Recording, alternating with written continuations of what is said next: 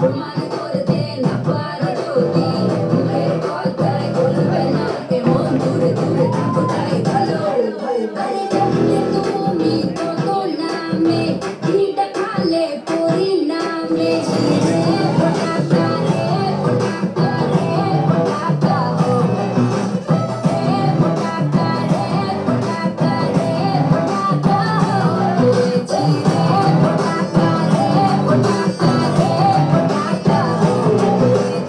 Idiots যারা দেখেছেন, আমি বহুবার দেখেছি, আমার জীবনে অনেক খুব ইনফ্লুয়েন্স করেছে থ্রি ইডিয়টস ছবিটা।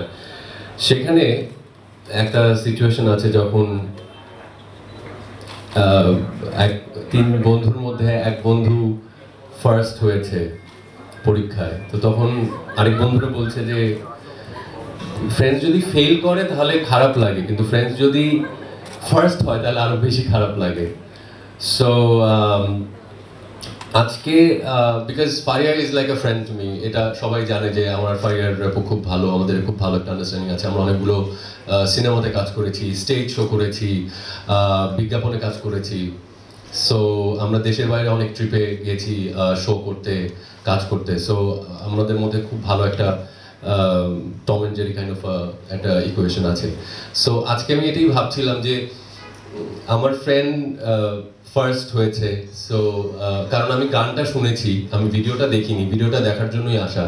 সে কারণে আমি এসে ওকে আগে বলেছি যে আমি আসতাম না, ভিডিওটা দেখার জন্য এলাম, গাড়ির তেলের পয়সাটা দিয়ে দিও। সো খুব ভাল লাগছে। আমি মনে মনে এটাই ভাবছিলাম যে যদি ইন্ডিয়াতে প্রিয়াঙ্কা চোপড়া থাকে তো আমাদের নুসরাত ফারিয়া আছে, প্রিয়াঙ্কা চোপড়া যদি পিটবুলের সাথে গান করতে পারে তো আমাদের নুসরাত ফারিয়া, আমাদের পিটবুল প্রীতমের সাথে গান করতে পারে। সো আমাদের ছেলেমেয়েরা এটা অলরেডি প্রমাণ করছে যে আমরা অলরেডি কোনো একটা সময় ছিল যখন অ্যাক্টররা শুধু অ্যাক্টিং করবে, সিঙ্গাররা শুধু সিঙ্গিং করবে, ক্রিকেটাররা শুধু ক্রিকেট খেলবে, বাট এখন অ্যাজ ইউ ক্যান সি যে গোটা ইন্ডাস্ট্রিটাই এখন এক হয়ে যাচ্ছে। ক্রিকেটাররা এন্ডোর্সমেন্টে কাজ করছে, মডেলিং করছে, অ্যাক্টররা গান করছে বা বিভিন্ন অন্যান্য ইন্ডাস্ট্রির সেক্টরে কাজ করছে। কজন জানে জানি না, এই কাজটা আমি অনেকদিন আগে করেছিলাম। অগ্নিতে আমি একটা গান করেছিলাম, সেটা অদিত করেছিল।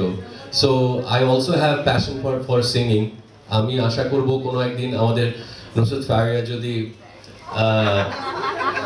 যদি অ্যালাউ করে তাহলে কোনোদিন আমাকেও চান্স দেবে তার গানে। এবং আমি শেষে শুধু এটুকুই বলবো, থ্যাঙ্কস ফারিয়ার ফ্যামিলিকে, বিকজ আমি জানি তার ফ্যামিলি তাকে কতটা সাপোর্ট করে। এবং ফারিয়া প্রচণ্ড পরিশ্রমী একটা মেয়ে, আমি সেটা নিজে দেখেছি। এবং আমি ওকে একটা কথা শুটে প্রায় বলি, এত এনার্জি কোত্থেকে পাও তুমি? She is like the bomb সেটে, এত এনার্জি তার। সো প্রচণ্ড পরিশ্রমী একটা মেয়ে। ও লাকে যতটা বিশ্বাস করে তার থেকে বেশি ও চেষ্টায়, ডেডিকেশনে, পরিশ্রমে বিশ্বাস করে। সো যারা সিএমবিকে আমি থ্যাঙ্কস বলবো, কিন্তু একটা থ্যাঙ্কস সব থেকে বেশি বলতে চাই প্রীতমকে, বিকজ আজকে একটা ট্রেন্ড শুরু হলো এবং সেই ট্রেন্ডের আপনারা যারা আছেন তারা প্রত্যেকেই সেটার সাক্ষী। Because I can tell you one thing, ফারিয়ার এই গান দিয়ে কি হবে আমাদের ইন্ডাস্ট্রিতে আমি জানি না, বা আমাদের এই সময় কতটা সোশ্যাল নেটওয়ার্কিং বা ইন্ডাস্ট্রিতে বা মিডিয়াতে কতটা সেটা আলোড়ন সৃষ্টি করতে পারবে। বাট আজকে যেটা হলো, one thing I can assure you, যে একটা ট্রেন্ড শুরু হলো। আপনারা ভেরি সুন দেখবেন অমুক নায়ক গান করছে, অমুক নায়িকা গান করছে।